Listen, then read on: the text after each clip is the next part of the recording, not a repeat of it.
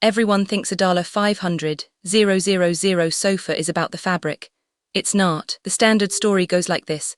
Luxury interior design is a markup game. You source a chair, add 3 zeros and sell it to a hedge fund manager's penthouse. The fabric costs $40 a yard, the labor's outsourced, the profit margin is obscene, case closed. Except walk into any high-end design firm in Manhattan or London and you'll notice something odd: the principals aren't rich. Not yacht rich anyway. If this were pure extraction, they'd be swimming in it. They're not, so what's actually happening? The answer lies in the sourcing. When a client drops $2 million on a residential project, they're not paying for a sofa. They're paying for someone to spend 6 months finding the one Italian tannery that produces leather in a specific shade of cognac that won't exist in 2 years. They're paying for a designer to fly to Copenhagen, inspect veneer samples under daylight, and reject 90% of them. That's not markup, that's labor. Expensive, specialized labor. Project management in bespoke design operates like a military operation.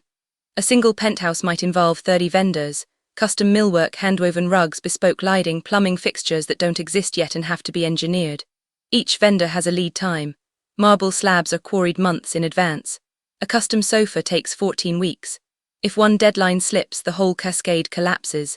The designer absorbs the coordination cost, the risk, the liability. Here's what the numbers actually reveal. A design firm's margin on a $2 million project is often 15 to 20%. That sounds enormous until you factor in the overhead, the studio rent in an expensive neighborhood, the senior designers at $200K salaries, the insurance, the years spent building the network of artisans and suppliers that makes the work possible. A firm handling 5 major projects a year might clear $1.5 million in revenue. After expenses, the principal takes home what a management consultant makes. Scarcity is the real product. When a design firm sources a 200-year-old French limestone for your bathroom floor, they've locked out everyone else. The supplier has 70 square meters left. Your project consumes 40. Nobody else gets it. That exclusivity, the knowledge that your apartment contains materials literally unavailable to the person next door, that's what commands the premium. It's not the limestone itself, it's the finitude. The real genius is the client relationship. A design firm that's managed 3 penthouses for the same ultra-high net worth family becomes their trusted advisor. They're not shopping for the next project, they're already hired. The client has paid for competence, taste, and most crucially, discretion. That loyalty is worth millions over a career. The designer isn't selling interiors. They're selling themselves as an extension of the client's judgment. So why isn't everyone in this business a billionaire?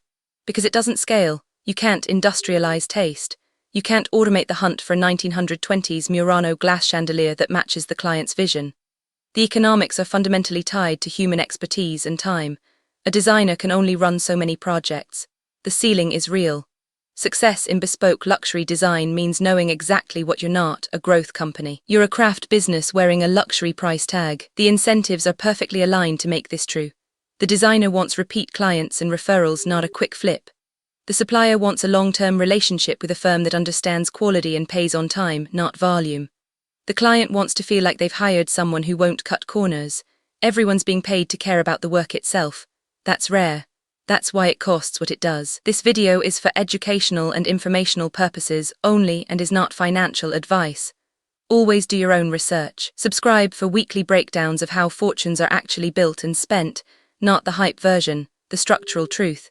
This video is for educational and informational purposes only and is not financial advice. Always do your own research.